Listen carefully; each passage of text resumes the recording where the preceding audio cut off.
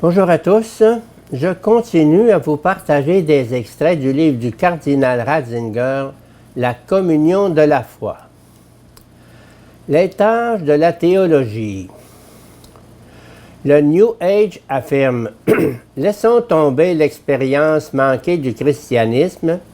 Revenons plutôt au Dieu, nous n'en vivrons que mieux. » Hick et Nitter disent que l'exégèse a prouvé que Jésus lui-même ne se considérait pas comme le Fils de Dieu, comme un Dieu incarné, mais qu'il fut progressivement considéré comme tel par ses disciples.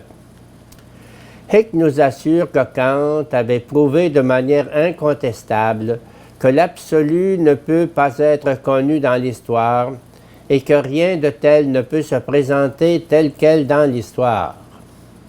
À cause de la structure de notre connaissance, ce qu'affirme la foi chrétienne ne peut pas exister, selon Kant. En conséquence, les miracles, les mystères et les moyens de salut sont superstitions. Ma thèse est la suivante. Le fait que beaucoup d'exégètes pensent comme Hick et Nitter et reconstruisent l'histoire de Jésus en conséquence repose sur le fait qu'ils partagent la même philosophie. Ce n'est pas l'exégèse qui justifie la philosophie, mais la philosophie qui produit l'exégèse. Si je sais a priori, pour parler comme Kant, que Jésus ne peut pas être Dieu, que les miracles, les mystères et les sacrements sont trois formes de superstition, alors je ne peux pas découvrir comme fait ce qui est tiré des Écritures saintes, puisqu'ils ne peuvent pas être des faits. Alors je peux découvrir seulement pourquoi et comment on en est arrivé à de telles affirmations et comment elles se sont progressivement formées.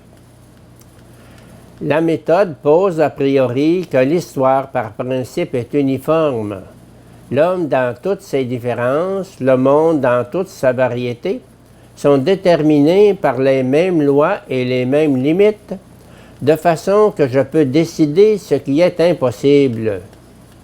Ce qui aujourd'hui ne peut en aucune façon se produire, ne pouvait pas non plus arriver hier et n'arrivera pas non plus demain. Vient ensuite la seconde hypothèse, la similarité du monde et de l'histoire, et donc ce que Bultmann appelle la vision moderne du monde. M. Wallstein a montré, dans une analyse très détaillée, que la théorie de la connaissance de Bultmann a été totalement façonnée par le néo-kantisme de Marbourg.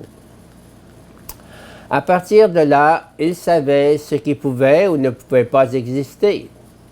Chez d'autres exégètes, la conscience philosophique est moins présente, mais ils se fondent toujours implicitement sur la théorie kantienne de la connaissance et l'admettent comme un accès herméneutique à la critique qui va naturellement de soi. Finalement, dans la révélation divine, il s'agit exactement de cela. Celui qui est vivant et vrai fait irruption dans notre monde et ouvre la porte de nos théories, prison que nous avons nous-mêmes construite, afin de nous protéger de la venue de Dieu dans notre vie. Si la porte de la connaissance métaphysique demeure fermée, si les frontières du savoir humain telles qu'elles sont fixées par Kant sont infranchissables, alors la foi ne peut que dépérir, le souffle lui manque. Il est évident que la tentative d'exercer une raison totalement autonome, qui ne veut rien savoir de la foi, et qui consiste, pour ainsi dire, à se sortir du marécage des incertitudes en se tirant soi-même par les cheveux, ne pourra finalement pas réussir.